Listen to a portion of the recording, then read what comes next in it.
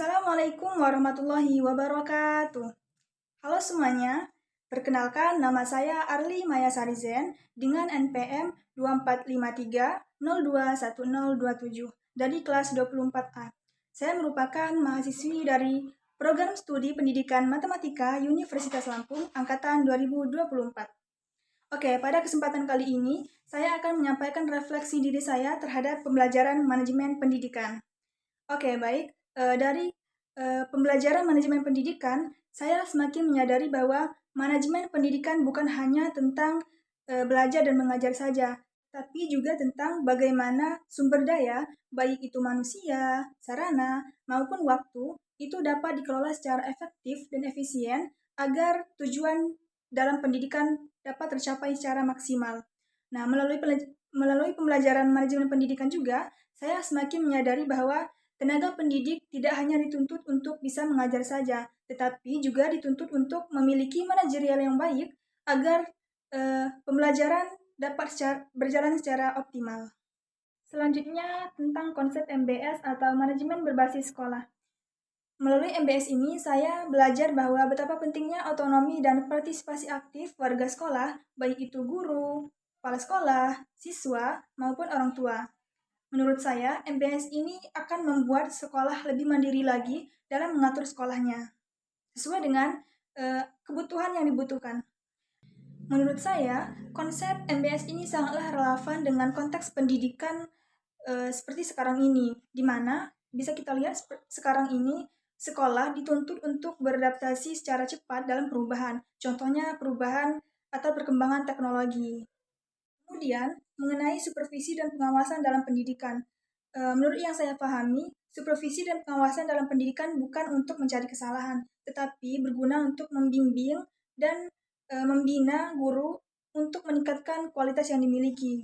Jadi sebagai supervator atau sebagai pengawas, itu harus mampu menjadi mitra bagi guru untuk meningkatkan kualitas yang dimiliki. Jadi tidak hanya sekedar menilai saja.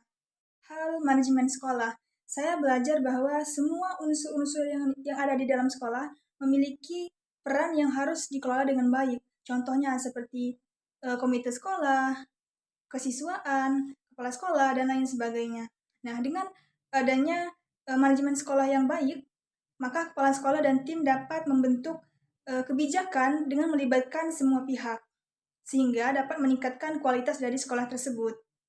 Lalu, mengenai kepemimpinan dalam pendidikan, saya belajar bahwa kepala sekolah tidak hanya dituntut untuk bisa memiliki ketegasan saja, tetapi juga harus memiliki kemampuan inspiratif dan mampu memimpin sekolah dengan baik. Namun, di era sekarang ini, tantangan terbesar bagi kepala sekolah adalah bagaimana memimpin di dalam era perubahan zaman.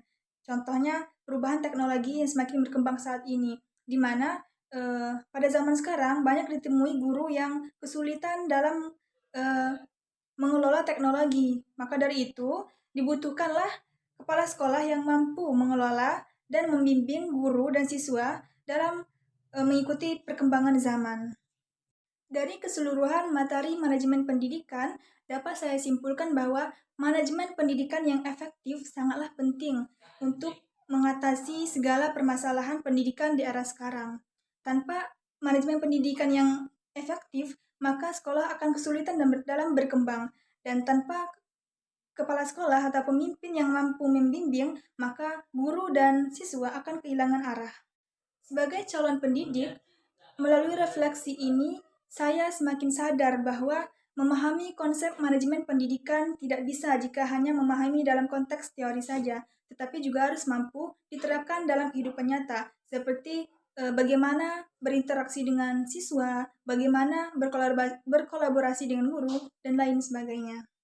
Maka dari itu, jika manajemen pendidikan di Indonesia ini dilakukan secara efektif dan efisien, maka saya yakin bahwa pendidikan di Indonesia akan semakin berkembang dan semakin maju untuk mengatasi tantangan zaman seperti sekarang ini.